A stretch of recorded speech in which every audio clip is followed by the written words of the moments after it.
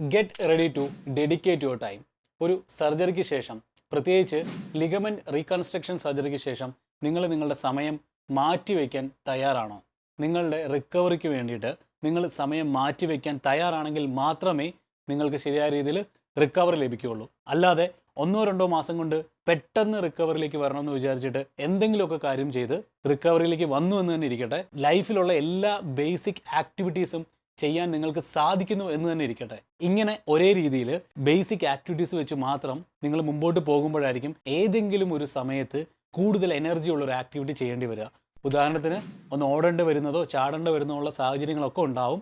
അങ്ങനെ വരുന്ന സാഹചര്യങ്ങളിൽ പെയിൻ വീണ്ടും ജനറേറ്റ് ആവും. ഇങ്ങനെ പെയിൻ വീണ്ടും ജനറേറ്റ് ആയി കഴിഞ്ഞു കഴിഞ്ഞാൽ വീണ്ടും അതേ എക്സസൈസ് തന്നെ കണ്ടിന്യൂ ചെയ്താൽ മതി എന്ന് വിചാരിച്ചാൽ തെറ്റി. അവിടെ കോംപ്ലിക്കേഷൻസ് വന്നതിന് ശേഷമുള്ള ട്രീറ്റ്മെൻറ്റ്സും ഒരുപക്ഷെ ആവശ്യം വരും. അപ്പോൾ അതുകൊണ്ട് കോംപ്ലിക്കേഷൻസ് വരുന്നതിന് മുമ്പ് തന്നെ ഇത് മനസ്സിലാക്കി കറക്റ്റായിട്ടുള്ള ടൈം നിങ്ങൾ ഡെഡിക്കേറ്റ് ചെയ്തുകൊണ്ട് തന്നെ എക്സസൈസ് ചെയ്യുക. ഇവിടെ റിക്കവറി കറക്റ്റായിട്ടുള്ള ടൈം ഡെഡിക്കേറ്റ് ചെയ്യുന്നവർക്ക് മാത്രമേ ലഭിക്കുകയുള്ളൂ.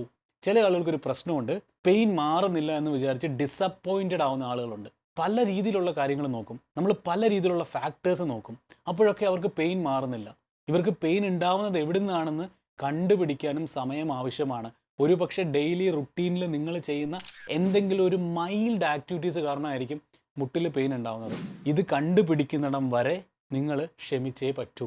അവിടെ ചോദ്യങ്ങൾ കൂടുതൽ ചോദിക്കും, നിങ്ങളുമായിട്ട് പല മീറ്റപ്പ് ഞങ്ങൾ വെക്കും. എന്തിനാണെന്ന് വെച്ച് കഴിഞ്ഞാൽ ഈ കാര്യം കണ്ടുപിടിക്കാനായിട്ട്. അങ്ങനെ കണ്ടുപിടിച്ചതിന് ശേഷം നിങ്ങൾക്ക് റെമഡീസ് പെട്ടെന്ന് തന്നെ ലഭിക്കും. ഇത് കണ്ടുപിടിക്കുന്നിടം വരെ മാത്രമേ ഉള്ളൂ ഒരു ഡിലേ. ഇത് കണ്ടുപിടിച്ച് കഴിഞ്ഞാൽ വളരെ സിമ്പിളായിട്ട് തന്നെ കറക്റ്റ് ചെയ്യാൻ പറ്റും. അപ്പോൾ ക്ലിയർ ആയിട്ട് നിങ്ങൾ മനസ്സിലാക്കുക, നിങ്ങൾക്ക് മുട്ടിൽ വേദന ഉണ്ടെങ്കിൽ, കുറച്ച് നാൾ എക്സസൈസ് ചെയ്തതിന് ശേഷം വീണ്ടും മുട്ടിൽ വേദന വരുന്നുണ്ടെങ്കിൽ, നിങ്ങൾ നിങ്ങളുടെ ടൈം ഡെഡിക്കേറ്റ് ചെയ്യാൻ തയ്യാറാണെങ്കിൽ നിങ്ങൾക്ക് ഈ കാണുന്ന നമ്പറിൽ കോൺടാക്ട് ചെയ്യാം. ഞങ്ങളുടെ ടീം ഡീറ്റെയിൽ ആയിട്ട് തന്നെ ഇവാലുവേഷൻ നടത്തിയതിന് ശേഷം നിങ്ങൾക്ക് വേണ്ട സൊല്യൂഷൻസ് പറഞ്ഞു തരുന്നതായിരിക്കും.